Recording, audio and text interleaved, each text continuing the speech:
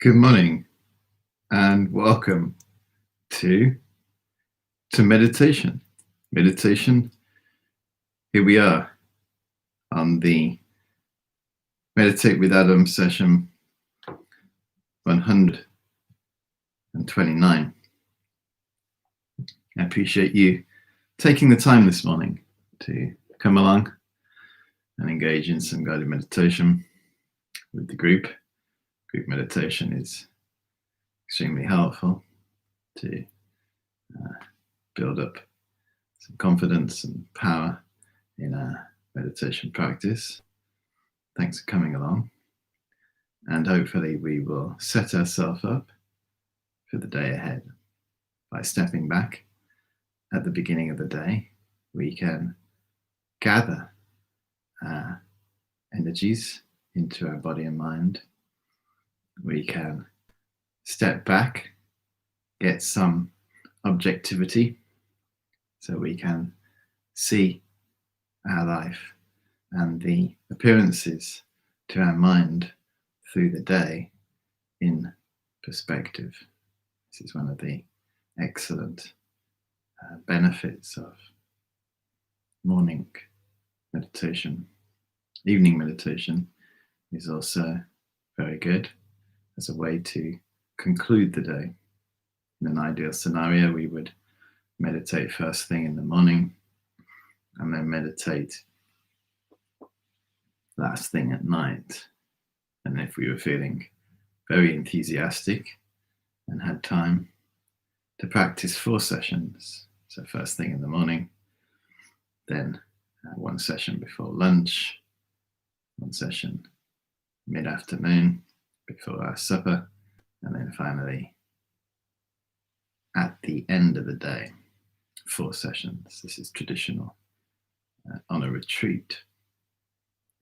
We practice to some degree as though we're on retreat because we, for the last 3 or 4 months, have had some restriction on our external activity, on our physical external activity, which has been, for a meditator or those interested in meditation, a wonderful opportunity to look inside and discover the world of the mind, to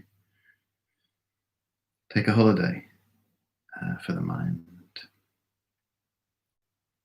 really learn how to rest both our body and our mind. Meditation helps us to accomplish this. When we take a physical holiday, we know that potentially there are many stresses that can come with that. And in the back of our mind, potential worries as well. So although we have had change of external appearances, we still have to deal with the internal arisings of our mind.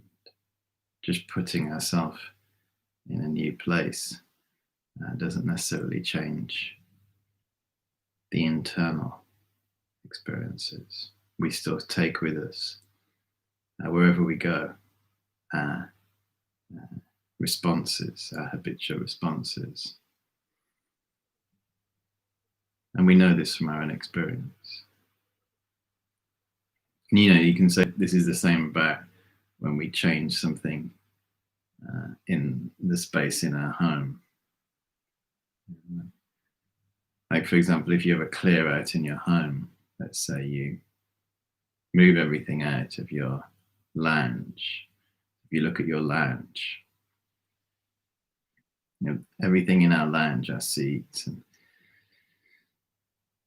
sofas, TV, whatever, and potentially it's been like that for some time. Maybe the colours have been the same, pictures have been in a similar position, and it just seems as though that is just how it is. We get used to it, and then we can have a clear out, and then we move everything out of that space, and then we see the space slightly differently. Maybe how we saw it when we moved into the house initially seemed like very clear. And then we can put new things into that space, or maybe redecorate. Many people have done this during lockdown. Redecorated, maybe had a new sofa, or maybe changed the upholstery or whatever. And then when it's all finally done, we arrive in that space, and it feels good. We feels fresh, and we feel there's some freshness. This is often the way, when you go on holiday and you sleep in your new bed in your room for the first time. You wake up and open the windows and go out, and it's fresh, new. There's a but coming though, isn't there? If only there wasn't a but. If only change was as easy as that. But there it is. But we all know what happens. Before we know it, we get used to it. Yeah, or we may find new issues with that scenario. And then we need to change again. This can be the story of our life, like changing external change, changing places, changing jobs, changing external things, looking for freshness, of course, looking for liberation, looking for contentment. But for as long as we carry in our mind the causes of discontent and the causes of negativity, it's going to arise wherever we put ourselves, whoever we put ourselves with, whatever we have around us, whatever we acquire, however wonderful it may be. Get a really nice handbag. I've worked so hard for this handbag, and finally I've got it. I spent so much money on it. If only it was easy. If only a bag or a watch, a beautiful watch, could solve all our problems. It'd be amazing, wouldn't it? And often the way these products are advertised, this is going to solve your problem. Buy this watch, buy this bag, and you'll look like this person. And look how happy they are. They've solved all their problems. But then if we check that person that is advertising it into their life, we'll see they haven't. They maybe have even more problems than we have. It just appears as though they don't, because they look beautiful. We know, just open the newspaper, just look at what's happening in the world. We can see very clearly. Change, external change, doesn't solve our problems. It just creates different ones. Best way, of course, to solve our problems is to change our mind, is to look into the mind and to see beyond the usual reactions and responses and see that we're much more than our reactions. Naturally, we react when things are difficult, and sometimes those reactions are negative, but that's not who we really are. That's just a reaction. And meditation gives us the wonderful space to be able to see, I'm not these responses. There's much more to me than that. And then we travel into the vast world of our mind. How do we do that?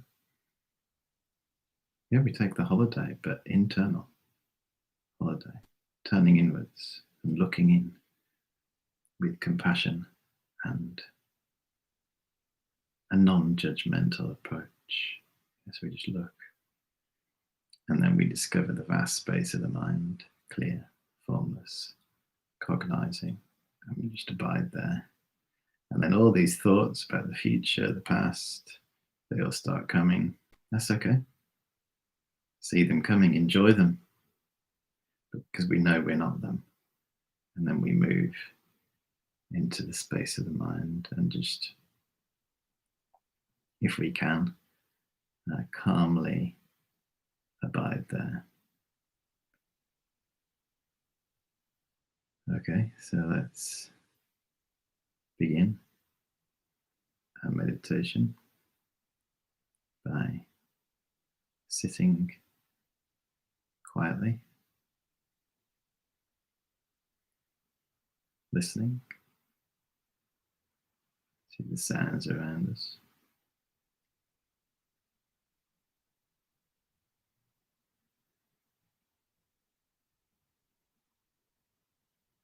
Drawing ourselves into our body.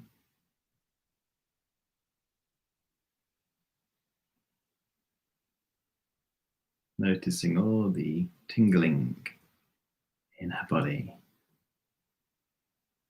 due to sitting still. We may notice these tinglings can help us to become aware of them. We arrive in the present moment.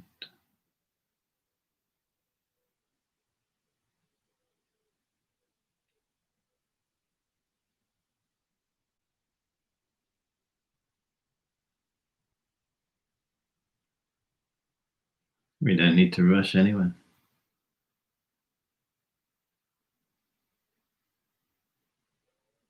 We rest.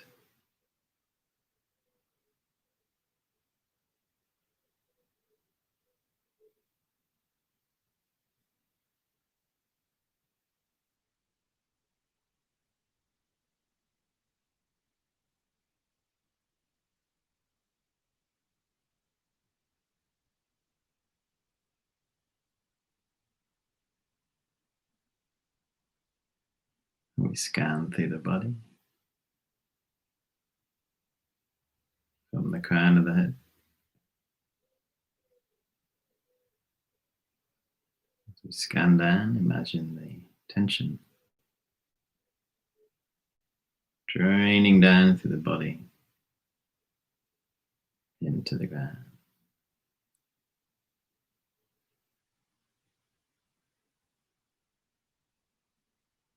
We scan from the crown down to the throat. And the tension starts to dissolve the upper part of our body.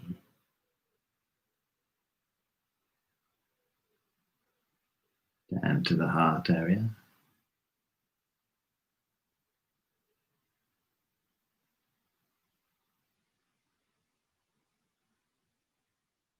And to the stomach.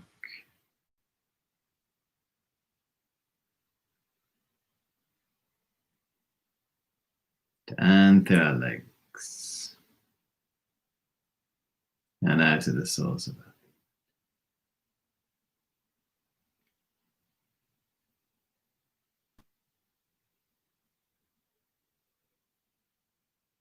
This is your opportunity to let it all go.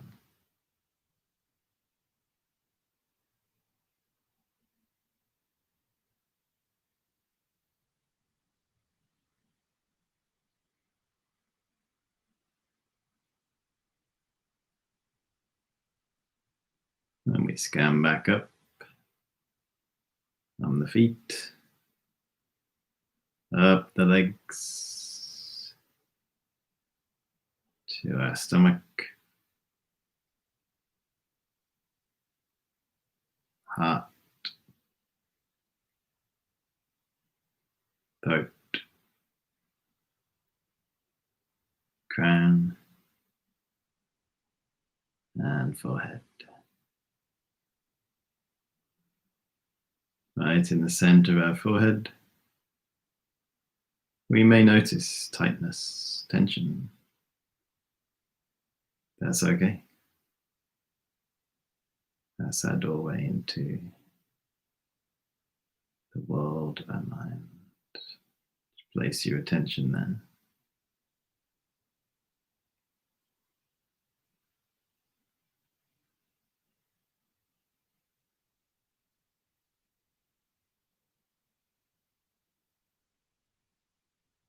And notice an unraveling.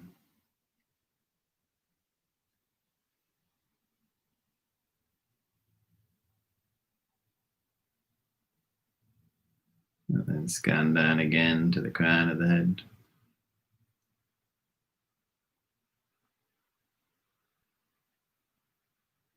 As you scan down like a waterfall of tension, draining down through the body, to the throat,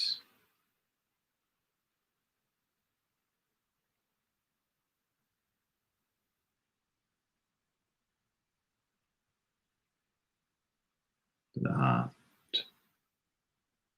upper tension, draining now. Tension in the shoulders, neck, draining down to the navel, down through the legs, into the ground.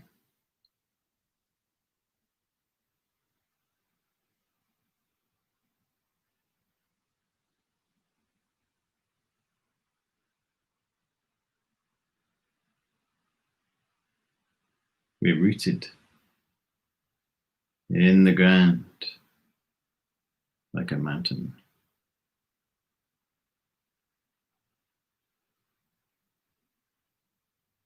Nowhere to run to.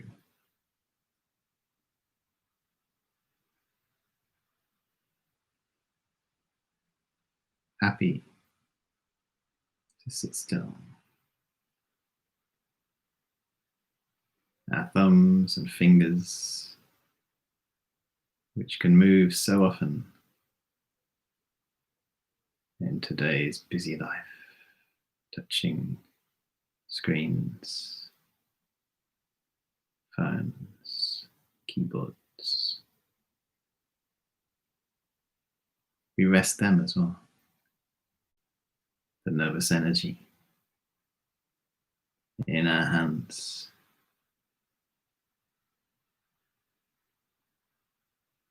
clicking and scrolling, looking for happiness. We now rest them.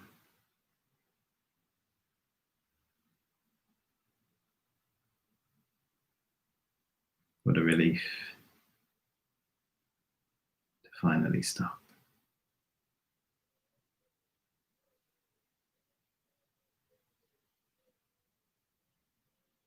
And we notice the area around our navel.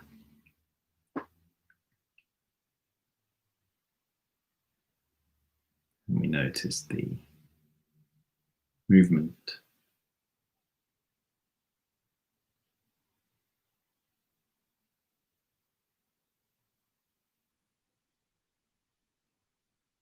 This is the rising and falling. We notice that.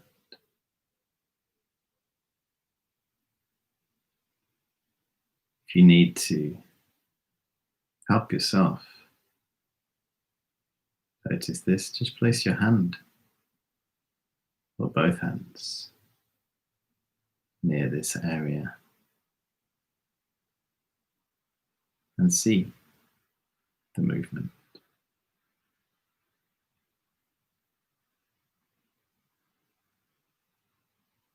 And press very gently against this area.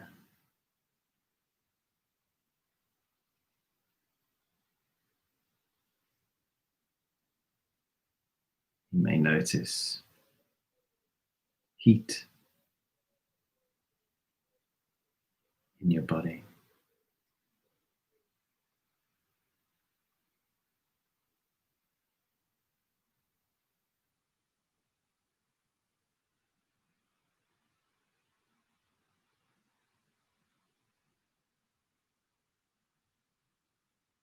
fire, warmth in our body.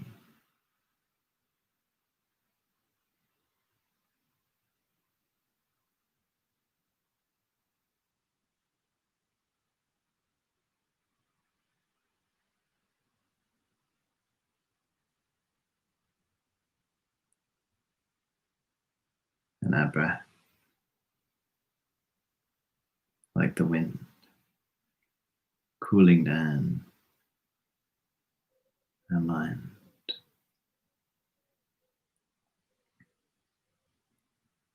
Our body,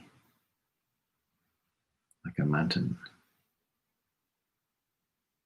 and our breath, like the wind.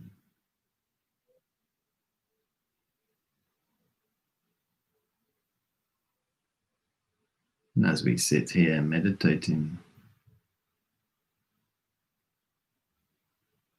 we remember all living beings are surrounding us. We are surrounded by countless living beings.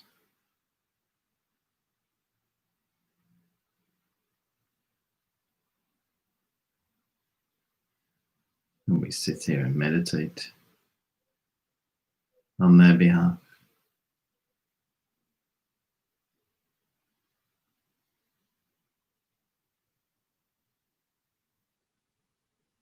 How wonderful if all living beings could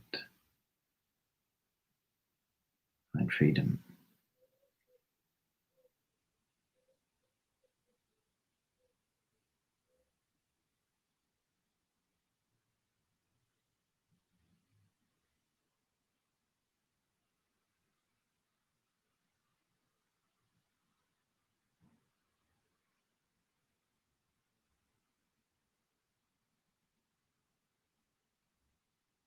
We draw our attention to the heart center.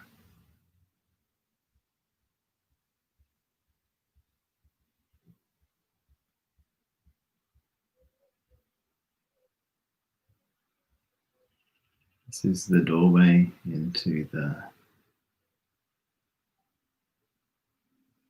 vast sky.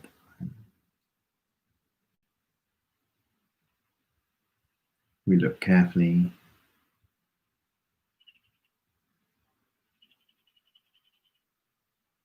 and we move into this sky-like mind. More subtle level of mind, beneath, beyond the busyness.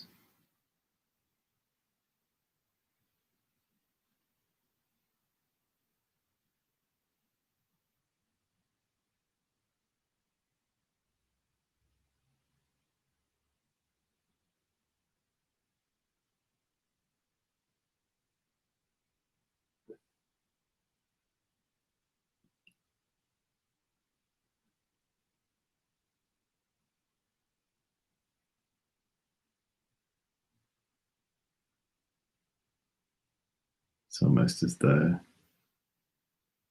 we become the sky.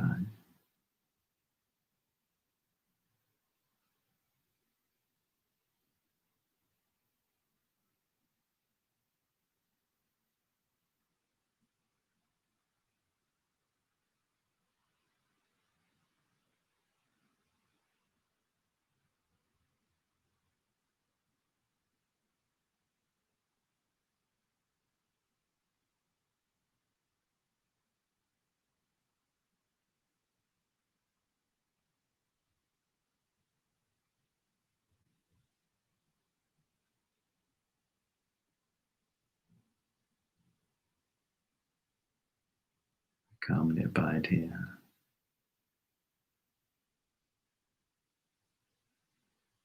for the remainder of the session.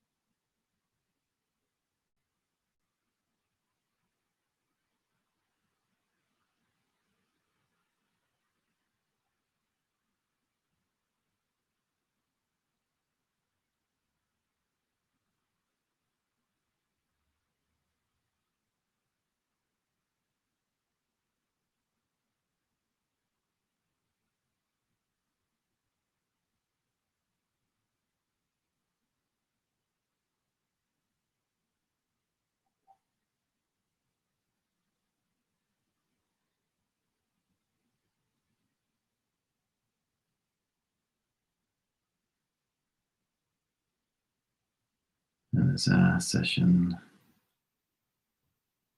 draws to a close, we dedicate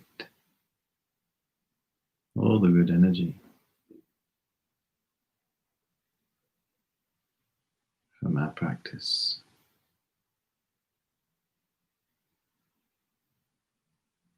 for healing across the world.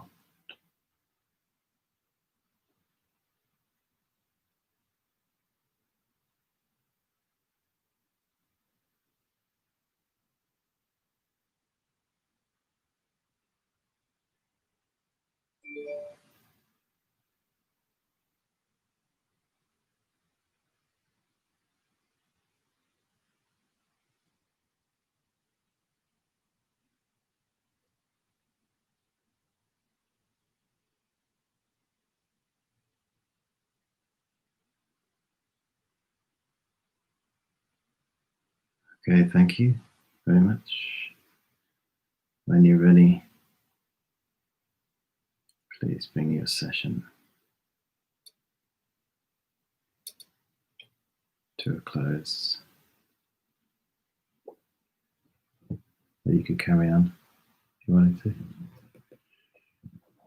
Keep going all day.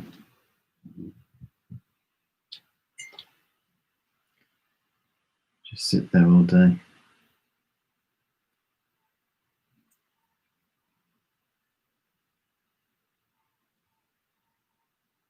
One of the signs of a effective meditation is that when we finish it, we've changed. We've actually changed. Yeah, we're different for the better. You know? Something has changed. We've had the courage to let go of the person we were previously, and we've moved on. Yeah, we've changed for the better, as in being more patient, calmer, more considerate. And then if someone says, gosh, you've changed, say, yeah, I have. You know, it's funny, isn't it? Often when someone says you've changed, someone's seen as negative, as though we should stay the same. Yeah. We can't stay the same anyway, even if we pretend that we are. We're changing continuously, and we can use the process of impermanence to change for the better.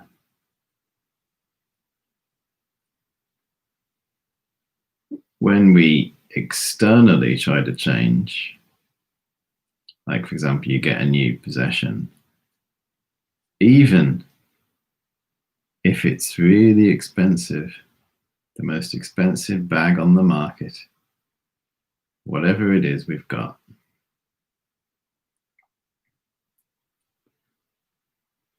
we still haven't changed. Get a new car, get an amazing car of your dreams, go cruising around in it. Even unlock it from your phone, get an app to go with your car. The bee's knees still haven't changed. It's funny, isn't it? No part of us has changed. I mean, we have changed in the sense that we're changing moment by moment, but our mind hasn't changed. You might feel better temporarily, but we haven't really changed. Like we go away on holiday, come back, you know, and if we haven't changed our mind when we're away, we've just changed the scenery, and we come back, nothing's changed. You say, oh, back to the grind. That feeling. Everything is the same. Like when on the weekend, it's that dread of Monday morning. It feels like nothing's changed. Such a shame to get stuck in that cycle because we can change. And a sign of a good meditation is that we come out and it's like, wow, something shifted. It's not because we've forced it to, it's just something has changed and we have changed for the better. We've improved. Our qualities have improved. Our compassion has improved. We're more considerate. We are politer with our physical and verbal actions. These are all good indications.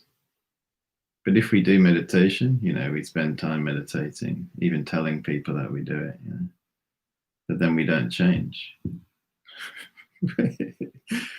Like we might change from the mouth, but our behavior doesn't change.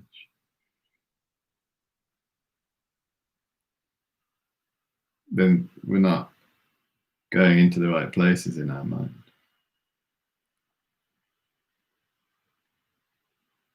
Another indication is that we stop needing things so much, needing new things and needing people to validate us and to acknowledge our existence, which is a mug's game anyway, of course. But we can get caught in that as well. We just happy to be alone. Ooh. As human beings, whether we like it or not, we are alone a lot of the time. And sometimes, even when we're with somebody, we're still alone. Sometimes even feeling more alone than we were when we were alone. I'm all alone.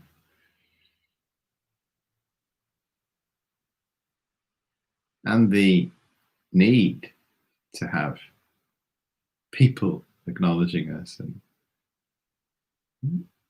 it causes the mind a lot of disturbance. But if our mind is peaceful in meditation, from our meditation practice, then when we come out of meditation, we don't need people. We're happy to be on our own. And the great thing is, if we can get into that space, then when we are with people, we can give them more, we can offer more to them. We don't depend on them, we're not attached to them. And then we're in a better position to help them. And we actually free them from our attachment to them, coming from our ability to be alone. In the future, I remember my teacher once saying, we have to learn how to be alone, because in the future, we will find ourselves physically alone, most probably. And what are we going to do? If we've depended so much on people through our life. There's so many elderly people alone in our society. We forget about them, don't we, a lot of the time. Hidden away. So many elderly people on their own.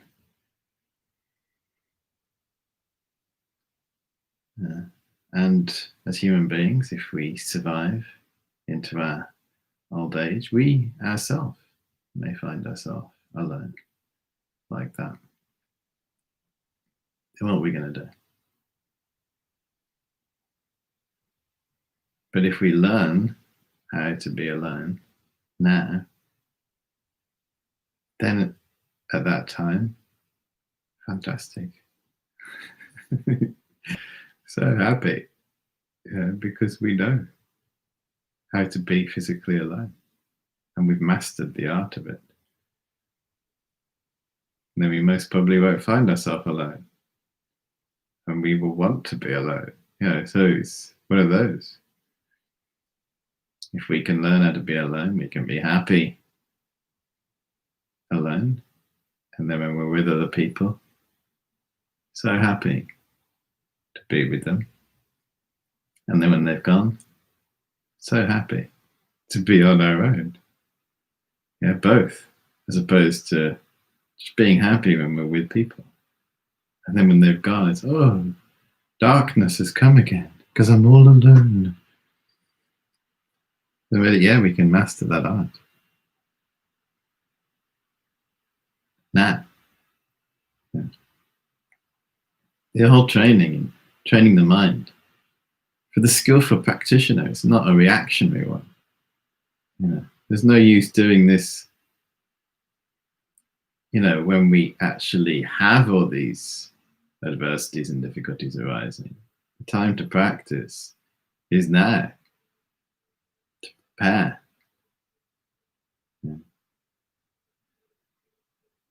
Thanks for listening. I wish you a wonderful day ahead. I might see some of you tonight for Calm Abiding week 7 of the 8-week course. And we'll be back online tomorrow at 7:30 for Meditate with Adam 130.